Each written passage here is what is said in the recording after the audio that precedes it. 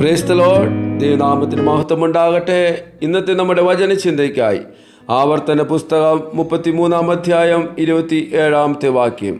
പുരാതനനായ ദൈവം നിന്റെ സങ്കേതം, കീഴെ ശാശ്വത ഭുജങ്ങളുണ്ട്. ദൈവത്തിൻ്റെ ആത്മാവ് ഇന്ന് നമ്മളോട് സംസാരിക്കുന്നത് യഹോവയുടെ കരത്തെക്കുറിച്ചാണ്. ദൈവത്തിൻ്റെ കൈകൾ നമ്മെ താങ്ങുന്ന കൈകളാണ്. മനുഷ്യൻ്റെ കൈകൾ ഒരു കാലത്ത് ശക്തമായിരിക്കും, പക്ഷേ കാലം കഴിഞ്ഞാൽ അവ കുഴഞ്ഞു പോകുന്നതും ബലഹീനവുമായിരിക്കും. മോശയുടെ കരങ്ങൾ ദൈവസന്നിധിയിൽ ഉയർന്നിരുന്നപ്പോൾ പോലും അവ കുഴഞ്ഞു പോകുന്നതായി നാം വചനത്തിൽ കാണുന്നു. അഹരോനും ഹൂരും താങ്ങിയാണ് അത് നിലനിർത്തിയത്.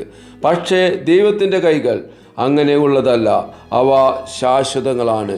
ഒരു നാൾ താങ്ങി മടുത്തു പോകുന്ന കൈകളല്ല, അന്ത്യം വരെ വിശ്വസ്തരായി തൻ്റെ ഭുജങ്ങളാൽ നമ്മെ താങ്ങുന്ന കരമാണ് നമ്മുടെ കർത്താവിൻ്റെ കരം. വചനം ഇങ്ങനെ പറയുന്നു, യഹോവ സിയോനിൽ നിന്ന് നിന്നെ താങ്ങുന്നു. യെശയ്യാ പ്രവാചകന്റെ പുസ്തകം 42 അധ്യായത്തിൽ നാം ഇങ്ങനെ വായിക്കുന്നു, ഇതാ ഞാൻ താങ്ങുന്ന എൻ്റെ ദാസൻ. നമ്മളുടെ സൂക്ഷിപ്പിൻ്റെ വചനമാണ്. കർത്താവിൻ്റെ കൈകളിൽ നിന്ന് നമ്മെ തട്ടിപ്പറിക്കുവാൻ ഈ ലോകത്തിനോ അതിൻ്റെ ശക്തിക്കോ പിശാചിനോ കഴിയില്ല.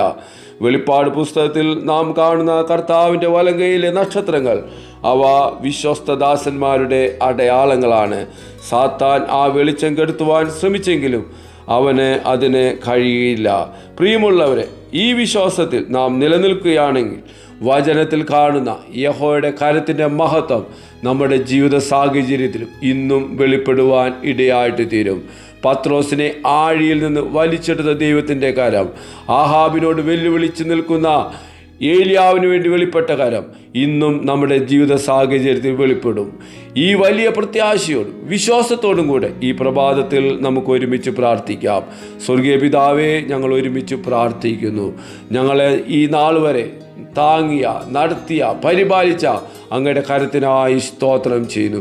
ഇനിയുള്ള ദിവസങ്ങളിലും അങ്ങയുടെ കരം വെളിപ്പെട്ട് നിൽക്കണമേ എന്ന് പ്രാർത്ഥിക്കുന്നു. മഹത്വമെടുപ്പാനിടയായി തീരണമേ എന്ന് പ്രാർത്ഥിക്കുന്നു. ഈ പ്രഭാതത്തിൽ ഈ ദൈവശബ്ദം കേട്ട ഓരോ മക്കളെയും അനുഗ്രഹിച്ച് പ്രാർത്ഥിക്കുന്നു. അത്ഭുതമാക്കുന്ന ദൈവകൃപയ്ക്കായി സ്തോത്രം. യേശുവിൻ നാമത്തിൽ തന്നെ ആമേൻ.